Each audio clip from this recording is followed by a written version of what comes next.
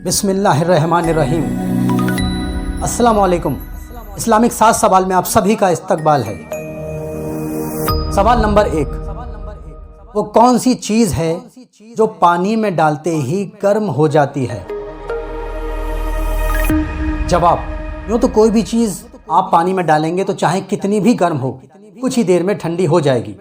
लेकिन एक ऐसी चीज़ है जो पानी में डालते ही गर्म हो जाती है और इतनी गर्म कि पानी भी खौलने लगता है।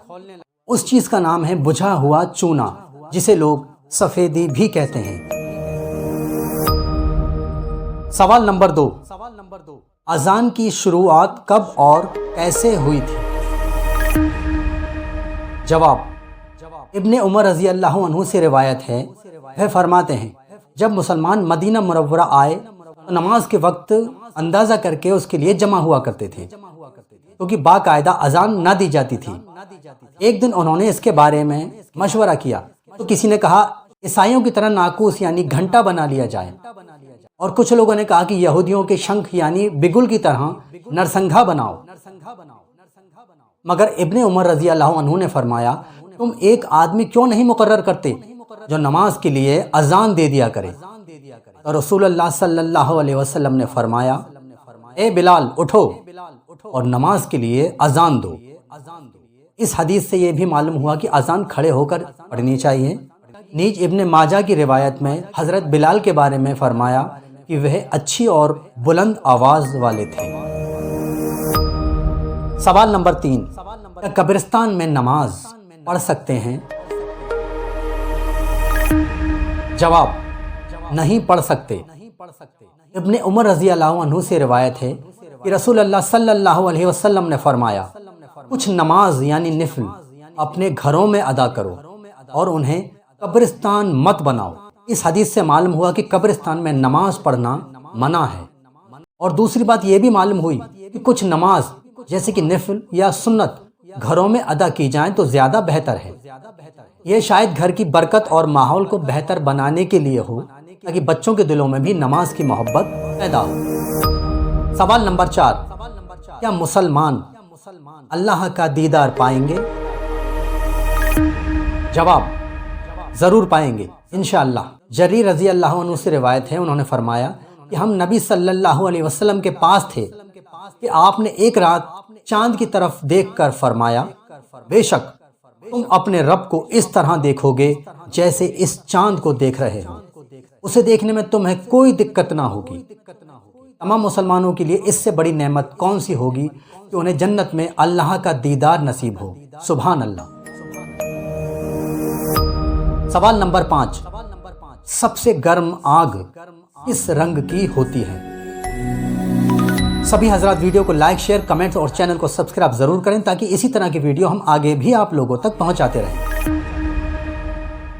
जवाब, दुनिया के हिसाब से नीली आग सबसे गर्म होती है और इसका तापमान 1400 से 1600 डिग्री सेल्सियस तक हो सकता है।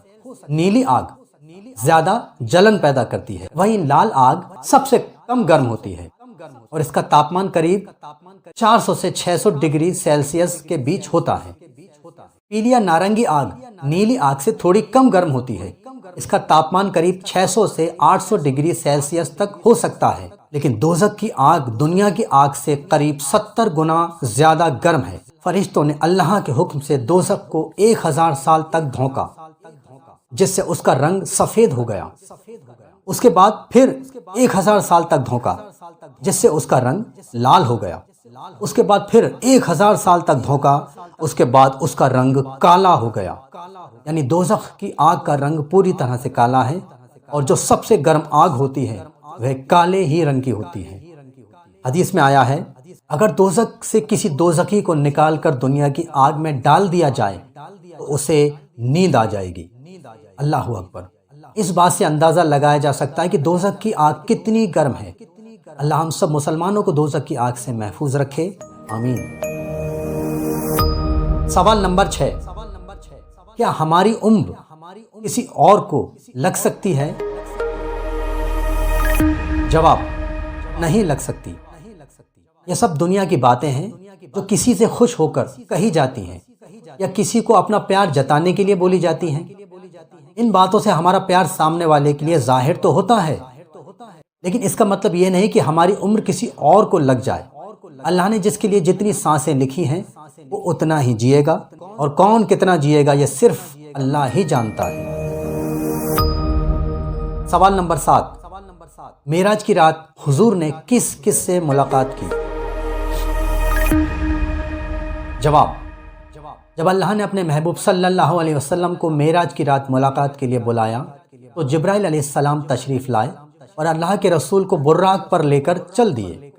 سب سے پہلے حضور مسجد اقصیٰ پہنچے، جہاں نبیوں کو نماز پڑھانے کے بعد آپ جبرائیل علیہ السلام کے ساتھ پہلے آسمان پر پہنچے۔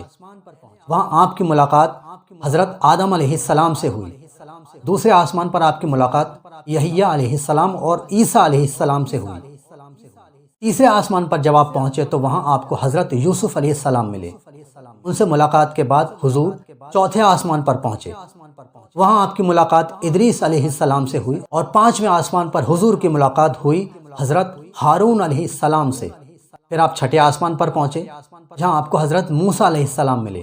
ان سے ملاقات کے بعد آپ آخری آسمان یعنی 7ویں آسمان پر پہنچے، جہاں آپ کو حضرت ابراہیم علیہ السلام ملے، اور ان سے ملاقات کے بعد آپ جبرائیل علیہ السلام کے ساتھ آخری اسٹیج یعنی سدرۃ المنتہا تک پہنچ گئے، جہاں پہنچ کر حضرت جبرائیل علیہ السلام رک گئے اور عرض کیا کہ یہاں سے آگے میں ایک قدم بھی نہیں بڑھا سکتا، یہ آپ کا سفر ہے، لہٰذا یہاں سے اب آپ کو اکیلے جانا ہوگا۔